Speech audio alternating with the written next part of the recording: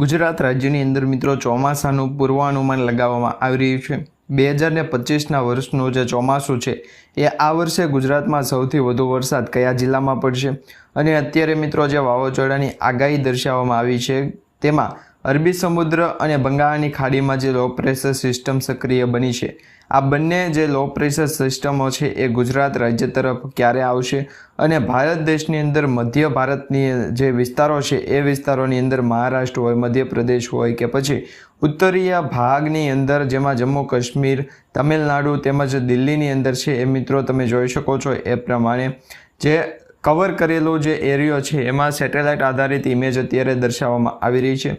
અને આ સેટેલાઇટ આધારિત જે ઇમેજની અંદર દર્શાવવામાં આવેલ ગ્રાફ છે એ પ્રમાણે તમે ચેક કરી શકો છો કે આ વર્ષના ભારતમાં ચોમાસું છે એ સારું રહેવાનું છે। મોટાભાગના વિસ્તારોમાં સારો વરસાદ થવાની શક્યતાઓ દર્શાવવામાં આવી છે। ભારતની ખાનગી હવામાન એજન્સી સ્કાયમેટે ચોમાસા 2025 માટે અંગેના જે પૂર્વાનુમાન છે એ જણાવી દીધા છે અને આ વર્ષે દેશમાં ચોમાસા 4 મહિના દરમિયાન 103% જેટલો વરસાદ વધારે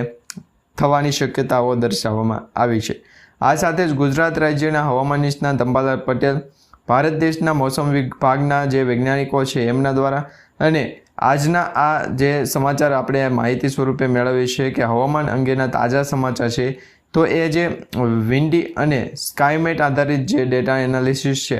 એના આધારે જે માહિતી અત્યારે પ્રાપ્ત થઈ રહી છે એ પ્રમાણે જોઈએ તો આવનારા 13 એપ્રિલ સુધી એટલે કે 3 દિવસ સુધી છે તમે તાપમાનની અંદર અનુભવ કરી શકશો ગરમી અને ઠંડી બંનેનો, જેમાં દિવસ દરમિયાન છે એ ગરમીનું ખૂબ જ તાપમાન વધી શકે છે અને સવારે અને સાંજ દરમિયાન છે એ જે ઠંડીનું તાપમાન છે એ સારું રહે અને ઠંડીનો અનુભવ તમને થશે। તો આમ બે ઋતુનો એકસાથે મિશ્ર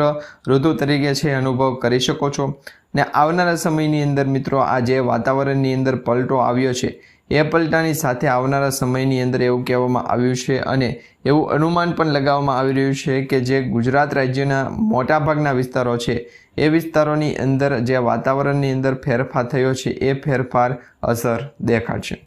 ખાસ કરીને આ અનુમાન પ્રમાણે 5% વધારે ઓછો વરસાદની ત્રુટિ સીમા છે એ રાખવામાં આવી છે। સાથે એવું કહેવામાં આવી રહ્યું છે કે આ પૂર્વાનુમાન જે અત્યારે લગાવવામાં આવી રહ્યું છે ચોમાસા પહેલાંનું જે પૂર્વાનુમાન છે એ પૂર્વાનુમાનમાં મિત્રો ઘટાડો પણ થઈ શકે અથવા તો વધારો પણ થઈ શકે। સ્કાયમેટ એવું કહે છે કે જૂનથી સપ્ટેમ્બર સુધી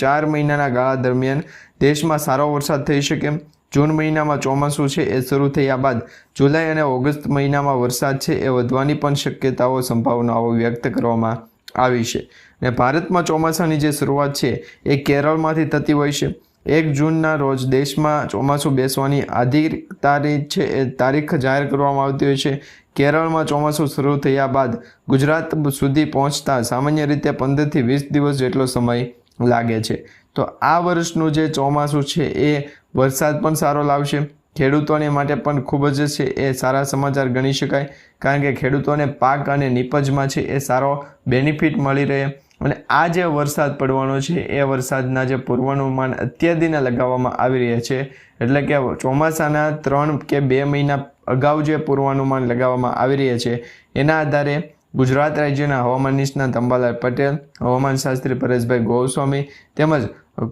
અમદાવાદ ખાતેથી હવામાન વિભાગ દ્વારા પણ એવી આગાહીઓ કરવામાં આવી છે કે જે પૂર્વાનુમાન છે એના આધારે જે સમાચાર મળી રહ્યા છે એ પ્રમાણેની અસરો પણ અત્યારે છે ટૂંક સમયની અંદર આપણને સૌને જોવા મળી શકશે।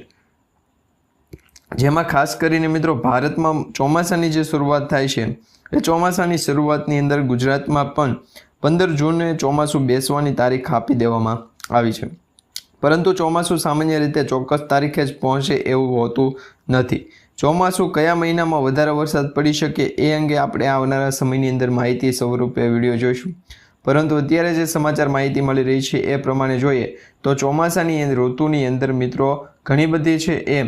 વખત ફેરફાર થતા હોય છે। અત્યારે મિત્રો તમે જોઈ શકો છો અરબી સમુદ્ર અને બંગાળની ખાડીની અંદર જે 2 લો પ્રેશર સિસ્ટમો સક્રિય થઈ છે જે ડીપ ડિપ્રેશનમાં ફેરવાશે ત્યારબાદ એની અસર ગુજરાત રાજ્યના જે હવામાન છે, હવામાન મોસમ વિભાગ છે એમાં થશે। એટલે કે આ જે પૂર્વાનુમાન લગાવવામાં આવી રહ્યું છે. એની પાછળનું પણ એક સાયન્ટિફિક કારણ દર્શાવવામાં આવી રહ્યું છે. આવનારા સમયની અંદર જે સાયન્ટિફિક કારણો અને માહિતી જે પ્રાપ્ત થઈ રહી છે એના આધારે તમને જણાવી દઈએ તો ટૂંક સમયની અંદર છે એ જે વાતાવરણની અંદર પલટવાર થતો જોવા મળી રહ્યો છે એ પલટવાર જે આવનારા દિવસોનું છે એ અનુમાન પણ કહી શકાય. જેમાં અત્યારે મિત્રો તારીખ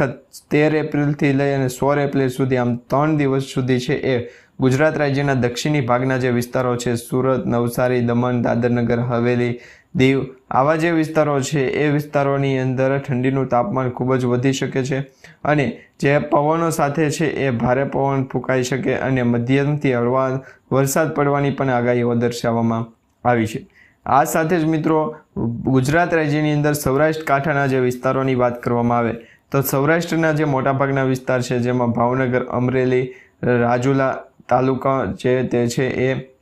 તેમજ ગીર સોમનાથ, જૂનાગઢ આ જે વિસ્તારો છે એ વિસ્તારોની અંદર પણ જે આવતા અઠવાડિયા સુધીનો સમય આપવામાં આવ્યો છે 6 થી 7 દિવસ સુધી. તો આ 6 થી 7 દિવસના જે વાતાવરણની અંદર પલટવાર થતો જોવા મળી રહ્યો છે એનો અનુભવ અત્યારથી જ થઈ રહ્યો છે. તો આવનારા દિવસોની અંદર મિત્રો જે ફેરફાર થશે એ ફેરફાર પણ સીધી અસર છે ગુજરાત રાજ્યના હવામાનમાં કરશે. તો આવનારા દિવસોની અંદર આપણે બીજા માહિતી સ્વરૂપે બીજા ઘણા બધા અન્ય સમાચાર પણ જોઈશું. ત્યાં સુધી મિત્રો આપણે આવનારા સમયની અંદર જે સમાચાર જોઈશું એ માટે તમે છે એ અમારી આ ટ્રેન્ડ ગુજરાત યુટ્યુબ ચેનલને સબસ્ક્રાઈબ કરી રાખજો.